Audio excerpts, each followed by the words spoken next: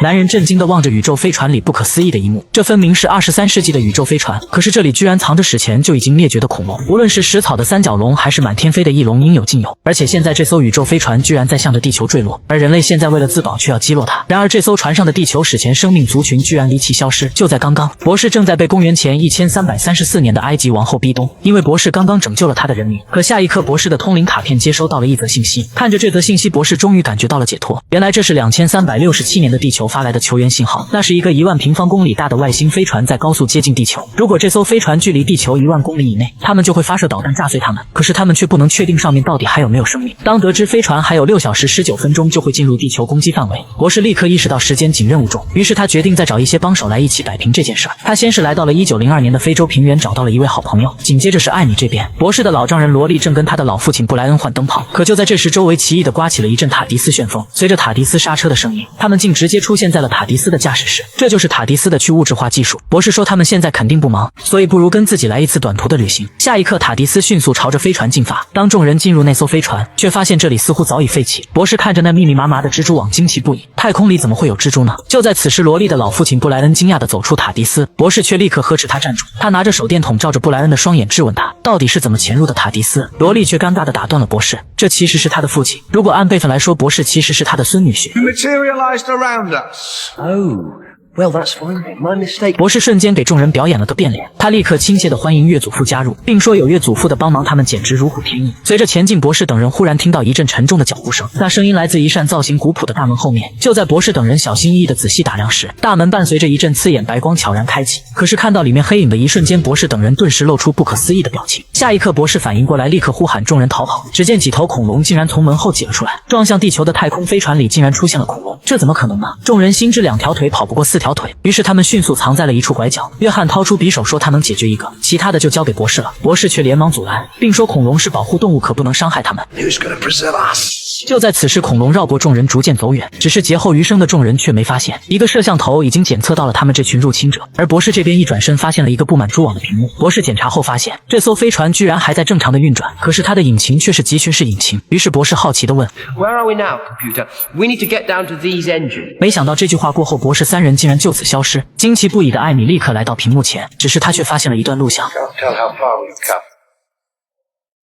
Far enough to avoid the destructive impact forecast for our planet. 原来这艘飞船是地球的初代霸主生物蜥蜴人的，这艘飞船也是他们的诺亚方舟，他们装载了50种生物，准备逃离大灭绝时期。只是当艾米扫描后，却发现飞船内根本没有蜥蜴人的生命信号。女王以为他们找到了宜居星球下船了，可是艾米却很疑惑，为什么恐龙还在这里，而且这艘船为什么又返回了地球？这一切根本说不通。下一刻，艾米想起了什么，她立刻调出飞船出发时的生命信号与现在的对比，却发现当时飞船上分明有数千个蜥蜴人，这一切到底是为什么？于是艾米让电脑将当时的飞船全系图像和现在的做对比。下一刻，他们终于发现了不同之处，那就是有一架陌生飞船出现在了方舟之内，这也许就是整件事情的根本原因。 The ship's been boarded before. 与此同时，博士却被传送到了一处沙滩。博士只是伸舌头品尝了一下空气，就立刻断定这里并不是地球。就在此时，布莱恩发现天空似乎有着奇异的大鸟，可是还没等博士说什么，罗莉竟发现沙滩在嗡嗡作响。当他们挖开后，却发现沙滩之下竟然是一整块铁板。罗莉连忙呼喊博士看看这一惊人发现，可此时的飞船内却传来一阵声音。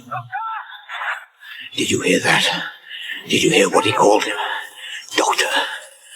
After all this time. 下一刻，他立刻命令手下带博士过来。与此同时，博士在金属地面上发现了一块屏幕，这才得知他们还在飞船之内，而这片海域就是飞船的潮汐发动机，也是引擎室。只是要让这艘飞船停下来几乎是不可能的，因为潮汐发动机太复杂，时间肯定来不及。要想让飞船停下，他们还得去控制室。只是下一刻，他们却听到了大鸟靠近的声音。这时，博士3人却发现，刚才布莱恩看到的并不是什么大鸟。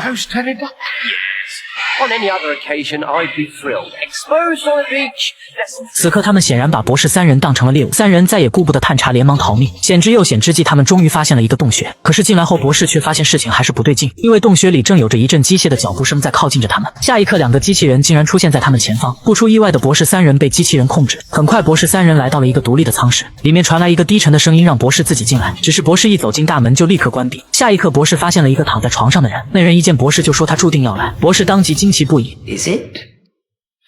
I'm the doctor.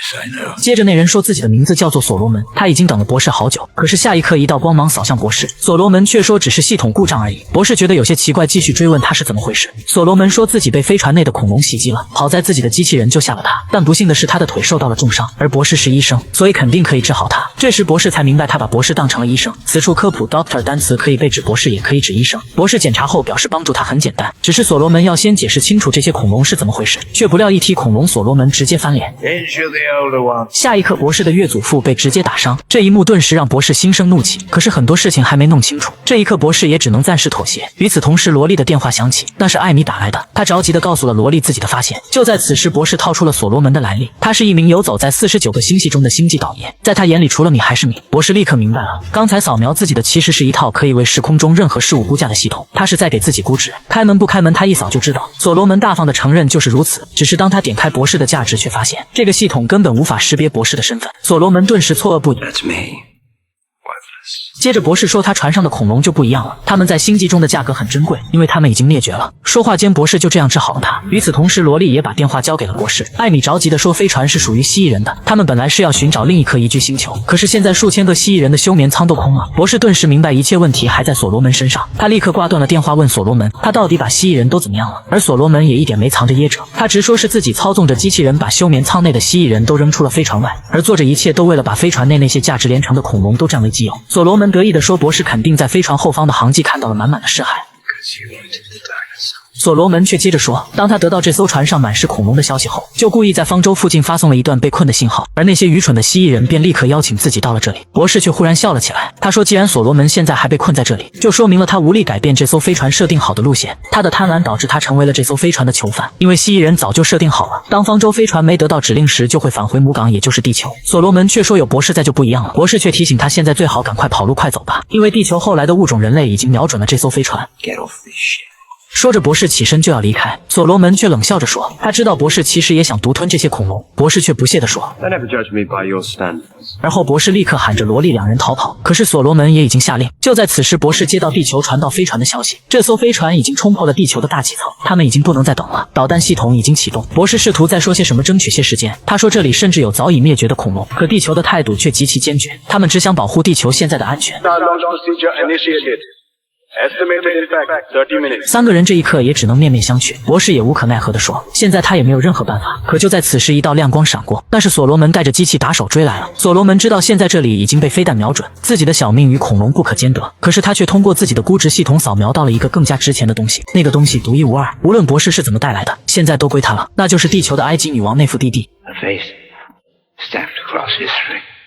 Give it to me, and I'll let the rest of you live. 而此刻内弗蒂蒂也看到了这幅情景，博士却坚定地说不可能。眼见如此，所罗门微微点头，机器人打手便立刻打死了旁边的食草三角龙。博士轻轻抚摸着即将咽气的三角龙，想要安慰他，可是下一刻三角龙却永远闭上了眼。这一刻，博士的眼神也忽然变得冷冽，他鼓着掌赞叹所罗门应该很骄傲自己的行为。就在此时，一道闪光出现，那是艾米等人也传送了过来。博士顿时着急不已，内弗蒂蒂却挺身而出。原来为了救出所有人，他宁愿被所罗门带走。博士想要阻拦，却根本没用。而所罗门看着眼前的战利品，内弗蒂蒂却陷入一阵病态的兴奋，他的嘴角颤抖地说：“我会带着巨大的快感来把你压得粉碎。” Thank you, Doctor. 下一刻，他直接唤出电脑传送离开。可就在此时，导弹来袭的警报响起。看着正在发出警报的操作面板，博士却忽然想到了一个反杀计策。下一刻，博士带着众人直接传送到了方舟驾驶舱内。他说：“现在导弹已经锁定了他们，而且他们根本无法防御，无法躲避打击。然而，他们还要在这个情况下夺回内弗蒂蒂，所以他决定让飞船掉头。”下一刻，他用音速起子调整驾驶舱的仪器，整艘飞船立刻出现了一股强大吸力。正要逃走的所罗门顿时察觉到了不对劲，此刻他再怎么操作都离不开这里。而地球这边的导弹将在11分钟后击中目标。博士却忽然说起，所罗门无法移动这艘飞船是因为飞船内有着生物鉴别系统，他必须由相同基因链的2个驾驶员驾驶。布莱恩却忽然举手，他们父子2人正是那不二的人选。博士连忙提醒2人，这个飞船就像开碰碰车一样简单，只要他们不撞到月球上的那些生物，那随便他们怎么开。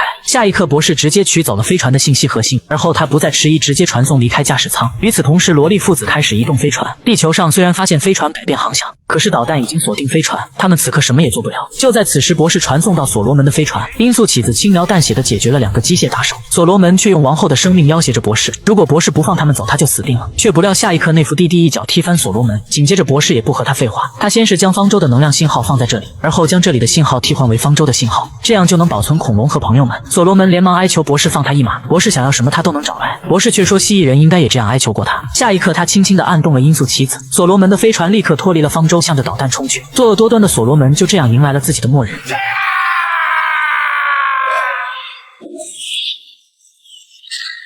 恐龙与飞船故事结束了，博士也将所有朋友送回了家。而在下一集，漫天的黑色方块侵入了地球的每一个角落，而地球也将再次迎来末日。